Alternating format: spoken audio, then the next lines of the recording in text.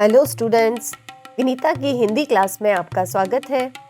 आज हम इस वीडियो में क्लास 10 कृतिका के पाठ 4 एही ठैया झूलनी हे रानी हो रामा पाठ का सारांश सरल भाषा में पढ़ेंगे।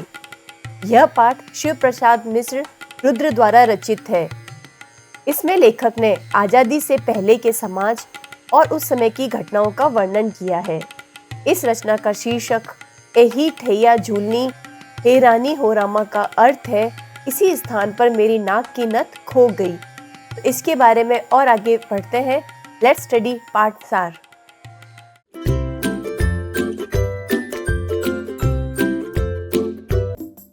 आइए पढ़ते हैं ये कहानी। यह कहानी जो कि दुलारी नाम की नाच करने का पेशा करने वाली स्त्री के चारों तरफ घूमती है। उसका शरीर पहलवानों की तरह कसरती था और मराठी महिलाओं की तरह वह धोती लपेटकर कसरत करती। कसरत के बाद प्याज और हरी मिर्च के साथ वह चने खाती थी और दुक्कड़ नामक बाजे पर गीत गाने के लिए बहुत प्रसिद्ध थी। उसके कजली गायन का सब लोग सम्मान करते थे। कजली गायन में 2 दल बनते हैं। वे दल आपस में एक दूसरे से सवाल जवाब करते हैं। तो यह गाने में ही सवाल जवाब करने में वह अत्यधिक कुशल थी। उस समय कजली गायन द्वारा मनोरंजन गांव वालों का एक प्रमुख साधन था। तो एक बार खोजवा दल की तरफ से गीतों में सवाल जवाब किया दुलारी ने, और दूसरा दल था बजरडीहा दल जिसकी तरफ से मधुर कंठ में टुन्नू ने सवाल जवाब किए। तो दोनों पहली बार आमने सामने उसी समय आए थे।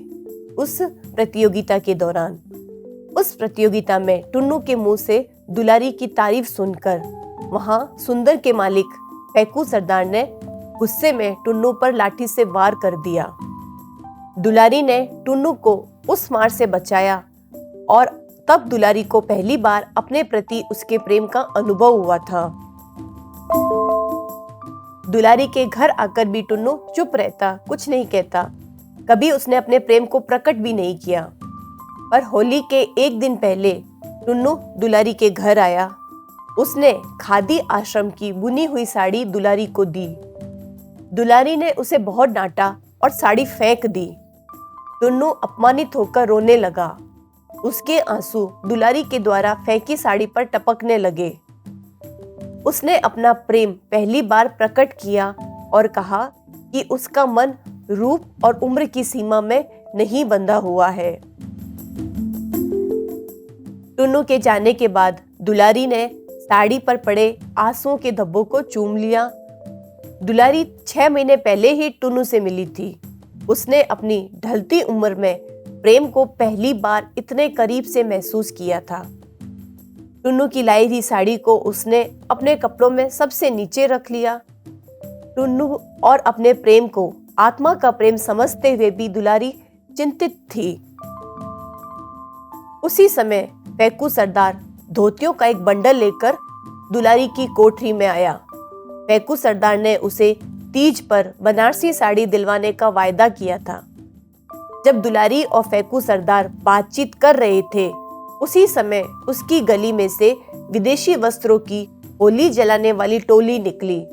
4 लोगों ने एक चादर पकड़ रखी थी जिसमें लोग धोती, कमीज, कुर्ता, टोपी आदि डाल रहे थे। दुलारी ने भी फैकू सरदार द्वारा दी गई बारीक सूत की मखमली किनारे वाली धोतियों का बंडल फैली हुई चादर में डाल दिया। अधिकतर लोग जलाने के लिए पुराने कपड़े फेंक रहे थे। दुलारी की खिड़की से नया बंडल फेंकने पर सबकी नजर उस तरफ उठ गई। जुलूस के पीछे चल रही खुफिया पुलिस के रिपोर्टर अली सागीर ने भी दुलारी को देख लिया था। दुलारी ने फैकू सरदार को उसकी किसी बात पर झाड़ू से पीटकर घर से बाहर निकाल दिया। जैसे ही फैकू दुलारी के घर से निकला, उसे पुलिस रिपोर्टर मिल गया, जिसे देखकर वह झेप गया, शर्मा गया। दुलारी के आंगन में रहने वाली सभी स्त्रियां इकट्ठी हो जाती है। सब मिलकर दुलारी को शांत करती है क्योंकि वह बहुत गुस्से में होती है। सब इस बात से हैरान थी कि फैकू सरदार ने दुलारी पर अपना सब कुछ न्यौछावर कर रखा था, फिर आज उसने उसे क्यों मारा।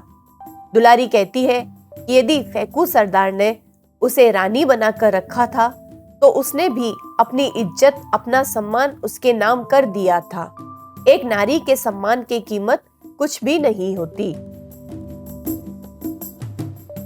सभी स्त्रियां बैठी बातें कर रही थी कि झिंगुर ने आकर बताया कि टुन्नू महाराज को गोरे सिपाहियों ने मार दिया और वे लोग लाशें उठाकर भी ले गए। टुन्नू के मारे जाने का समाचार सुनकर दुलारी की आंखों से अविरल आंसुओं की धारा बह निकली। उसकी पड़ोसी भी दुलारी का हाल देखकर हैरान थी। उसने टुन्नू की दी हुई साधारण खद्दर की धोती पहन ली।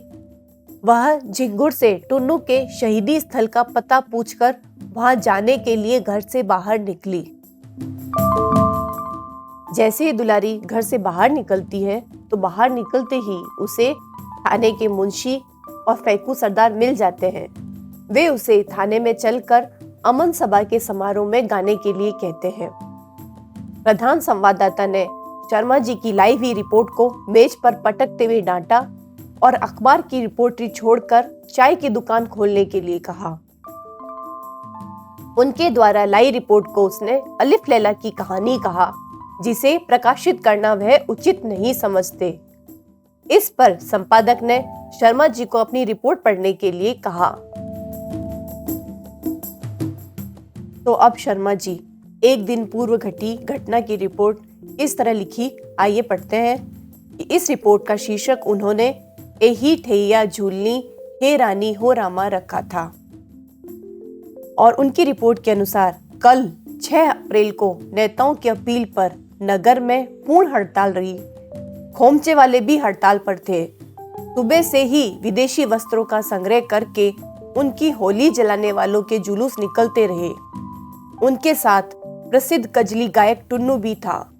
जुलूस टाउन हॉल पहुंचकर समाप्त हो गया।